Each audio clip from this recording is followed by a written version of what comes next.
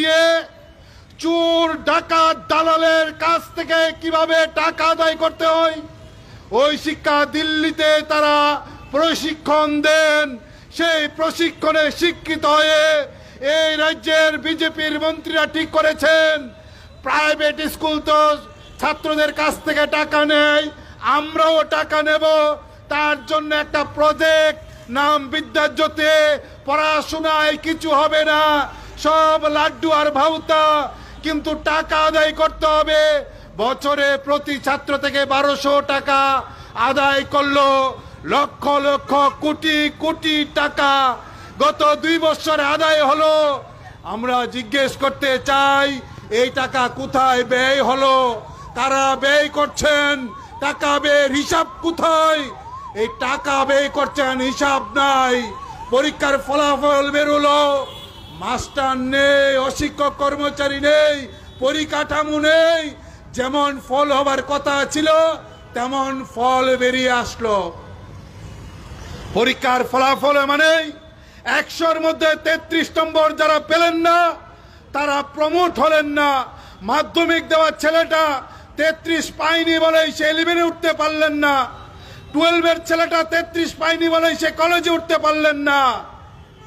আমাদের তো কম শিক্ষিত মুখ্যমন্ত্রী থেকে উচ্চ শিক্ষিত মুখ্যমন্ত্রী হলো,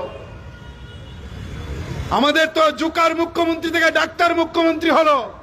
আমরা দয়া করে জিজ্ঞেস করতে চাই মাননীয় প্রফেসর ডাক্তার মুখ্যমন্ত্রী মহোদয়, 33 না পাওয়ার জন্য যে ছাত্রটাকে ক্লাসের মধ্যে ফেল করিয়ে দেওয়া হয়েছে সেই হিসাবে তো আপনি 100-তে 0 পেলেন।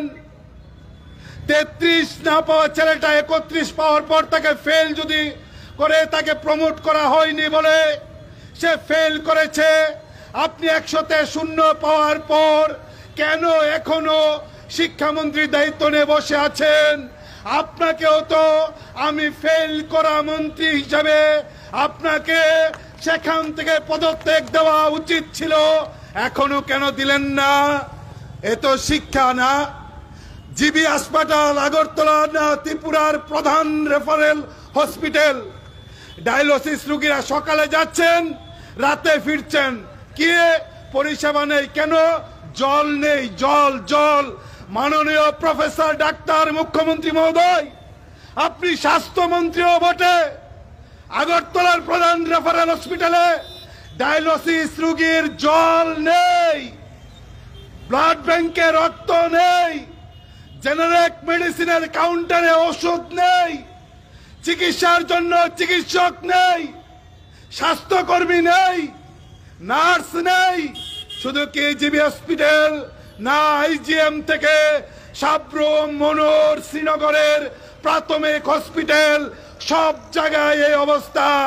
আপনি কত পেলেন 2 বছরের প্রফেসর ডাক্তার মুখ্যমন্ত্রী মহোদয়? 33, 31, 29, 30 না, 100-তে 0। তারপরও থাকবেন, তারপরও স্বাস্থ্যমন্ত্রী থাকবেন, তারপরও পদত্যাগ করবেন না। আইন শৃঙ্খলা মাত্র কয়েকদিন আগে আমরা যে রুট দিয়ে মিছিলটা করে এসছি এই রুটের মধ্যে রাত্রি গভীর না মাঝারি রাত্রে বিজেপির পতাকা হাতে নিয়ে ছিনতাই বাজরা ছিনতাই করছে। কে স্বরাষ্ট্রমন্ত্রী? Professor doctor Manik Saha. আগরতলায় আমতলী থানার সামনে বৈষ্ণব টিলাতে জায়গা দখল করার জন্য আমতলী থানার আর মাফিয়ারা একসঙ্গে গিয়ে ওই জায়গার মালিকের বাড়িতে আক্রমণ করছেন। যারা আক্রান্ত তারা অভিযোগ করছেন তাদের সঙ্গে থানা যুক্ত, মামলা থানা নিচ্ছেন না, আধিকারিকরা নিচ্ছেন না, বাধ্য হয়ে তারা কোর্টে আসলেন। মামলা হলো, এখন ওসি নাকি লোক পাঠাচ্ছে, মামলা তুলতে হবে। আমাদের গণতান্ত্রিক আন্দোলনের নেতাকে ডেকে এনে বলছেন মামলা তুলতে হবে।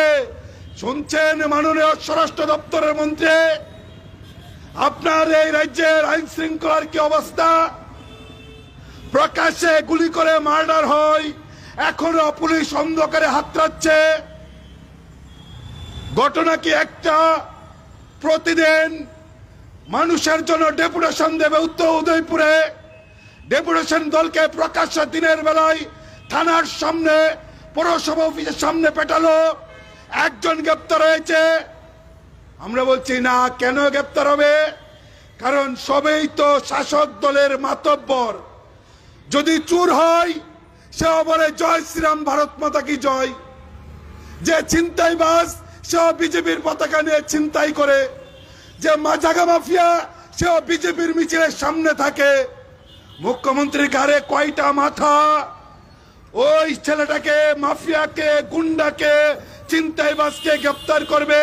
আমরা জানি গ্রেপ্তার করার ক্ষমতা নেই। আর তার জন্য আমরা বলছি, ওই 100তে 0 পাওয়া মুখ্যমন্ত্রী ডক্টর প্রফেসর মানিক শাহকে অবিলম্বে, আমরা দাবি করছি না, নীতি নৈতিকতার জায়গায় দাঁড়িয়ে ওনাকে পদত্যাগ করা উচিত। এবং আমরা মনে করে ন্যূনতম দায় স্বীকার করলে সেখান থেকে তিনি দ্রুত পদত্যাগ করবেন। আমরা দেখছি স্কুলের ছেলে আত্মহত্যা করছেন, চোর ডাকাতে রমরমা বাড়ছে, আর মুখ্যমন্ত্রী কোথায়? পশ্চিমবঙ্গে দাদা দিদির সেটিং এ মুখ্যমন্ত্রী সেখানে ব্যস্ত। কি বলছেন? পশ্চিমবঙ্গে গিয়ে বলছেন যে আগরতলা জিবি হসপিটালে রক্ত নেই। আপনি পশ্চিমবঙ্গে গিয়ে এই কথা, এই সত্যটা বলার হিম্মত রাখেন যে আগরতলায় মাফিয়া সমাজদ্রোহীদের দৌরাত্ম্য আমার শাসনে বেড়েছে। এই কথা বলার হিম্মত রাখেন। ত্রিপুরায় মেধাকে আমার নেতৃত্বে ধ্বংস করে দিয়েছে, এই কথা বলার হিম্মত রাখেন। বিজেপি আসার পর থেকে 2018 সালের পর থেকে আমি যখন মুখ্যমন্ত্রী, তখন গোটা রাজ্য নেশায় ডুবিয়ে দিয়েছে, নেশা কারবারিদের হাতে গলি গলি পাড়া পাড়া ছেড়ে দিয়েছে। এই কথা যদি বলতেন তবে আমরা মানতাম।